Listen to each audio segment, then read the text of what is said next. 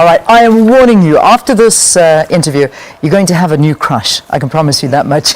Not on just the looks, but the mind as well. Vusi Themba Khwayo. I'm sure you've heard of him.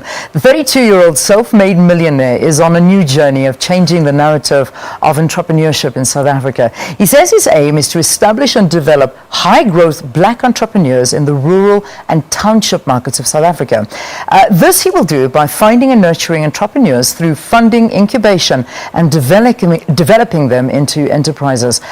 Some of that passion was seen during the SA Dragon's Den program. Vusi is here. He's in studio with us. So nice to see you again. So Welcome. good to see you. So good to see you again, Leanne. Okay, so let's talk, because there's too much to talk about in such a short amount of time. Right. 32 years old. We still got your age Yes. right. So, okay, we're still 32 years old. Yes. Although I do feel bad because I'm on the other side of 30 now. So Oh, don't I feel feel like bad. an old soul. Yeah. Listen, if you've done this much by 32, how did you do this? I'm dying to speak to you when you hit the 40s and 50s. How did you do this? Yeah, I'm 5 years behind my own timeline, right? Yeah, So yeah. I should have been here much sooner, but I think I was lucky. I was lucky out of the starting block. So I knew what I wanted to do with my life very early on.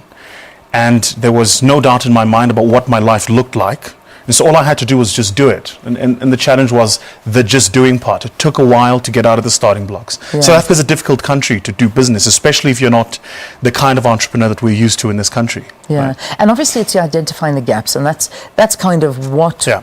we as entrepreneurs, as South Africans, need to do, is find that gap. But how do you find that gap? I mean, there's so many things happening around us. Yeah, so I mean, so the study of gapology, which is effectively what entrepreneurs do. It's interesting, entrepreneurship is not something you can teach. People either have it or they don't, which is just the ability to come in and see opportunities where they don't exist. But so the question around how do you find the gap, it's typically around three things. It's you got to find something people are willing to pay for, that they need now, and they have the money to pay for it. The minute you tick those three boxes, you're in business. So it doesn't matter what it is. You could be selling water, you could be selling ice cream, you could be doing anything. The minute you understand those three things, you effectively have found a gap in the market, and you can start servicing that market. Yeah, and that's the thing that you do know. Now, I mean, you were part of this Dragon's Den program. Yes. Identifying successful entrepreneurs Yes. and investing in those businesses. So, how do you know when somebody is a successful entrepreneur? Obviously, their characters, their traits that you're looking for in people. Yeah. So typically, for me, I look for three things. First thing I look for is somebody who's failed before.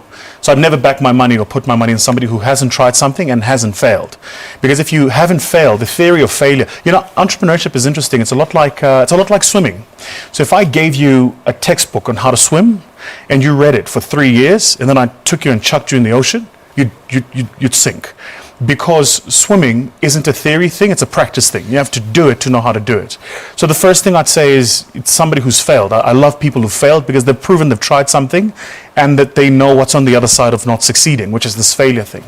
The second is somebody who believes in themselves even when there's ridiculous odds to suggest it's not going to work. I always say entrepreneurs are crazy. You have to be crazy to be an entrepreneur. Because you got to believe you're going to make money month end, which often you're not. Yeah. You got to believe you can compete with big companies, which often you can't. You got to believe you can reach all your customers, which often you won't. And you have to believe you can do so cheaply and cost effectively and make a profit, which in the early days you probably won't do. If you don't believe those four things, you're not going to succeed as an entrepreneur. So you've absolutely got to be certifiable, absolutely crazy. And then the third thing is just people who are passionate. Like, you got to love what you do. Because I remember in the early days, the only thing that fed me was my passion. There was no money at the end of the month. In fact, there was too much month at the end of the money. Yeah. So you just got to be passionate. You got to love what you do. Yeah, I love that.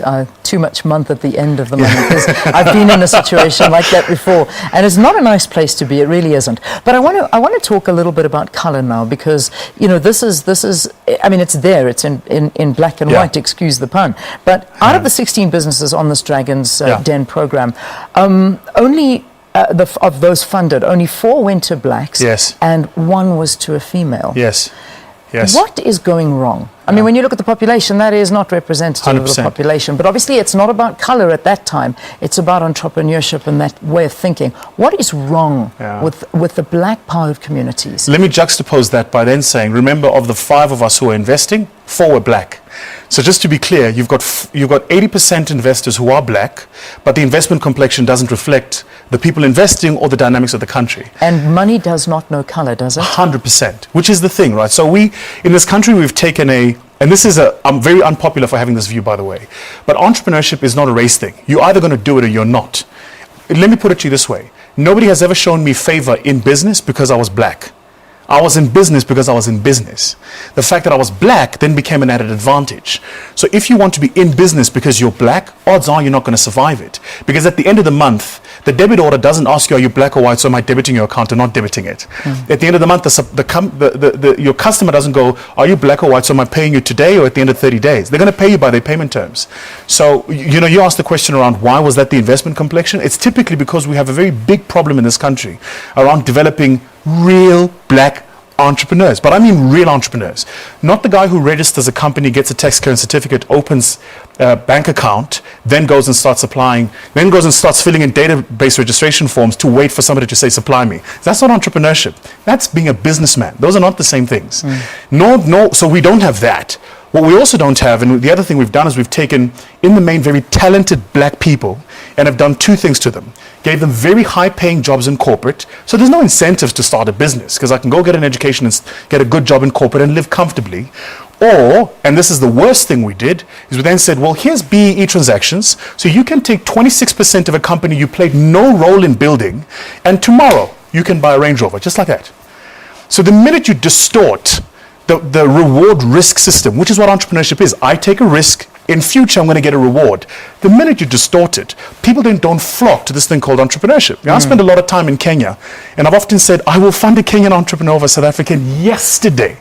Because the Kenyans, boy, are in this thing for the long haul. Like when they build a business, they're building this business not for today or for tomorrow, they're building it for their children 3 generations from now. And that's what we're not getting right, right? I keep saying this to people, like, do you know there's no way in the world where the Jewish community is in wholesale poor? Nowhere on planet Earth will you ever find a poor Jewish community. It doesn't happen. And it's not because Jewish people come from another planet or they're celestial beings. It's because they simply have understood over generations the institution of building a business. So the father starts making cookies, he leaves the cookies business to his son, and the son makes cookies and then he opens a grocery business. Now they make cookies and they have a grocery business. And then the other son comes and he opens a hardware store. So 3-4 generations down, you've got 4-5 generations of money that's been circulated in the system, and they've taught each other business. Okay, so let's bring that into the South African system, because we don't have 4-5 generations of business and money that's been circulating in families. We haven't got that. We've got principles of affirmative action. We've got black economic empowerment. And what you're speaking is almost saying those aren't working. No, that's not what I'm saying. No, that's not what I'm saying. So I think you need to understand. So remember, BEE is a very complex machinery. It's a very complex mechanism. It has elements of enterprise development, sharp, supply development, absolutely necessary, affirmative action and the development of employment equity, black talent in organizations, move them higher up the rung, expose them to operational levels so they know how to run businesses, absolutely necessary. What I am not in agreement with is taking wholesale shares and just giving it to people because they're politically connected. We've done that for 20-something years. It hasn't worked for us. My mother worked in a company. I'll tell you a funny story. She worked in a company that did a BE transaction for 4 billion. My mother was in that company for 30 years. She didn't get a cent of the 4 billion. So what you've now done is you've got black people who've worked in the business, who've built the business, who don't get any access to the future growth of that business just because they don't carry the right card of a political organization. And then when the company goes through a difficult time, it turns around and says to the black staff, no, wait, we're not making profits. Please don't ask us for higher wages. And the staff go, but why?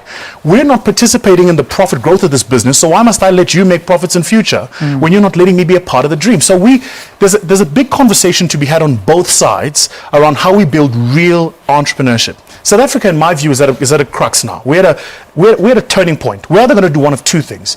We're going to keep doing what we're doing, say the populist things that sound good and earn people votes. In 20 years' time, yours and my children will meet in the workplace and we would not have changed this country at all. Or we're going to start doing the real things and letting real entrepreneurs, get access to finance and access to real opportunities so we can actually build this country. That's what we need to do. So we're talking today about developing black industrialists. How many black people own factories that employ more than 100 people? And I'm not talking about bought a factory from a white man that employs 100 people. I'm talking about started it from the ground. When I started my business 15 years ago, everybody thought I was crazy. Now I've just sold it to an American investor group and I've got my own money. And as a result, I'm saying, let me invest in other entrepreneurs. So I'm not saying this for theory. I've done it. You've done it. You know how it And works. I didn't ask for pity. I didn't say to people, give me the business because I was black, or give me no, I said, give me the business because I'm the best at what I do. Yeah. You come against Vusi Tembewayo, you better have your wits about you, because I'm going to take you out in any space. Yeah. And that kind of belief, I think, is necessary. We had this belief in the 80s when black people ran spaza shops, right? We had it in our own townships' economies. But you've lost it somewhere along the line. Yeah, because we just sold this thing about pity now. And all of a sudden, we're all looking for pity. I don't want pity. Don't give me business for pity. Give it to me because I'm the best at what I do. I promise you, you come against me, you will not win. That's amazing. And if you come against me and win, then I'm willing to concede. You know what? You were better at this. Let me try something else. Yeah. That's what we need to do to really build this country. That's you. That's you. You're one in a million. You really are. I mean, you've got this passion burning inside of you. You've got a mind. No, don't look at me like that, because you are. I'm not sure There are about not many that. people that are like you. And there are some people that are a little bit, they own that spaza shop. Yes. And they Yes. work tirelessly every 100%. single day. They approach for more funding. They don't get it. They want to 100%. expand. They don't get it. 100%. There are women sitting beading, and they are so talented. Nobody recognizes that talent. Nobody taps into it and allows them to empower their families. 100%. We're losing 100%. somewhere along the line. Someone's not helping. Because I feel very passionate about this. I think the biggest lie that was ever sold to black people specifically, and I can only speak for blacks because I'm black. The biggest lie that was ever sold to black people was this thing about small business. I hate the term. Hate it. Absolutely hate it. My mother belongs to a stokvel. She's been in it for 30 years, the stokvel. 30 years ago when she joined the stokvel, there was a bank that was formed called ABSA around the same time. A stokvel is a group of people who come together, put money together in a depository, and later take the money and loan it to each other. Well, that's exactly what a bank does. What do you think my mother's stokvel value is today? Very little. How big is ABSA? Listed on the stock exchange. Yeah. So the first thing we have to do to get the conditioning right is to teach black people that actually stop thinking small. You can start small, but don't think small. There's no difference between the mama who runs a spaza shop and ShopRite. Both are the same. You have a business in a physical building, a branding at the front, and stock that our customers come and buy every single morning. Yeah. So it's about us realizing we have to do the small things to start doing the big things. And state institutions, by the way, and this is important, state funding institutions have to stop looking for the easy way out. In this country, it's easier to get money to open a franchise than it is to start a real business. Why? Because franchisees don't lose money. It's a franchise. Steers gives you the formula and say, go and open there, sell that at that price. But what's entrepreneurship now if you're telling me what burger I must sell and at what price? And by the way, you control my till. And at the end of the month, I give you 20% of my money. Where's the entrepreneurship in this? How am I really creating intergenerational wealth if I'm just giving more money to Kevin Hedderwick? I'm not. Let's be honest about it. Give people money to start their own things. And if they fail, then let's be honest about the fact that we failed and keep doing it. The Afrikaners did it after they took power from the British.